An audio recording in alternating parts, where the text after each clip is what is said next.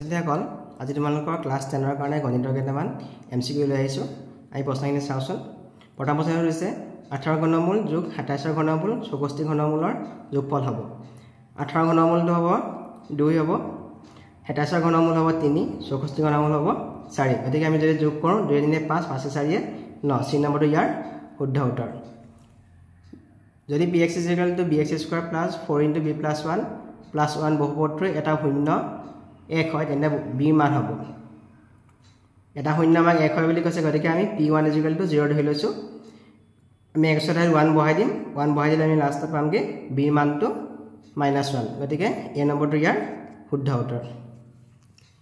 সিনৰ প্ৰশ্নটো দিছে 3 নম্বৰ প্ৰশ্নটো দিছে যদি এটা বহুপদৰ শূন্যকেইটাৰ যোগফল আৰু পূৰণফল ক্ৰমে p আৰু q হয় তেনে বহুপদটো হ'ব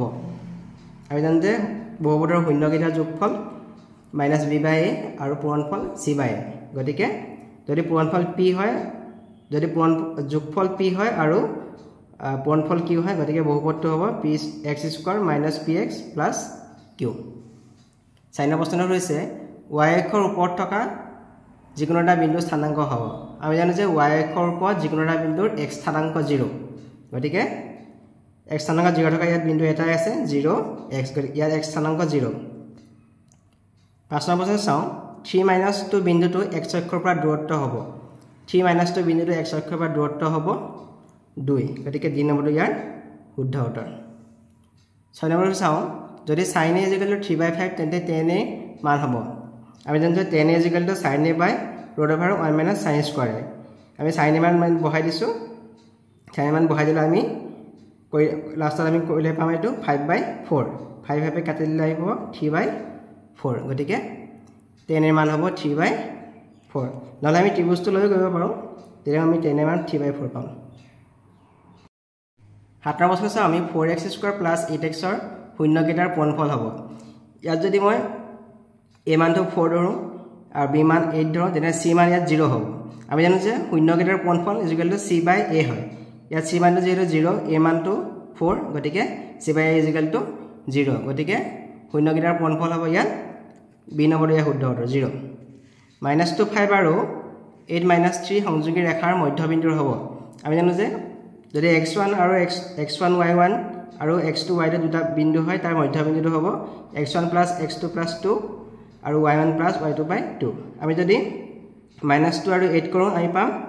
6 পাম 6ক 2 এ হৰণ কৰিলে আমি 3 পাম আকৌ 5 আৰু -3 যোগ কৰিলে হ'ব 2 হ'ব 2 এ 2 হৰণ কৰিলে হ'ব 1 হ'ব গতিকে 3 আৰু 1 হ'ব বিন্দুটোৰ মধ্যবিন্দুটোৰ স্থানাংক 9 নম্বৰ প্ৰশ্ন চাও আমি 2 tan² 45 + cos² 30 - sin² 60 মান হ'ব আমি জানো যে tan 45 = 1 cos 30 =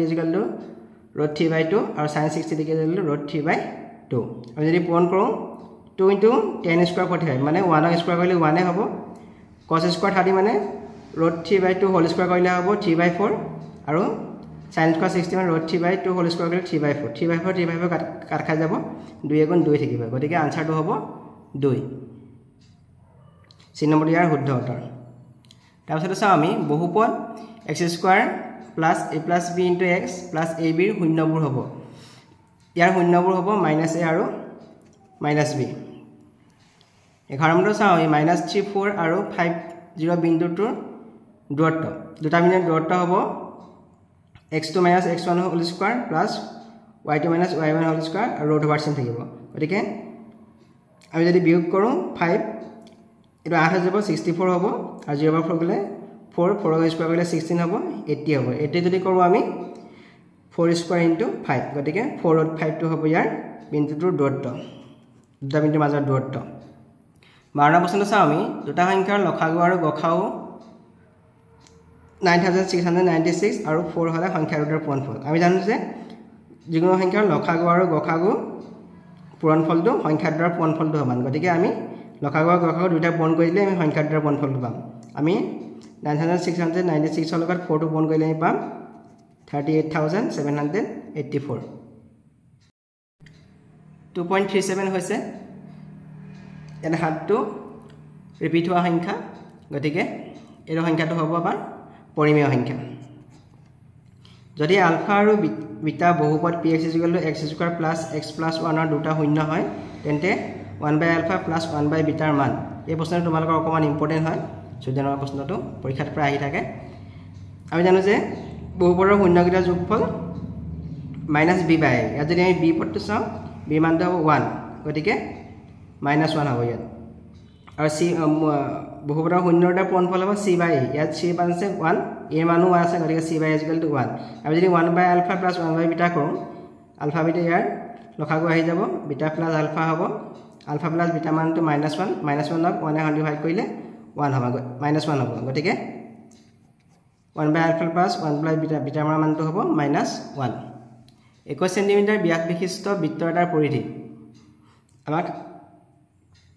ব্যাস দিয়া আছে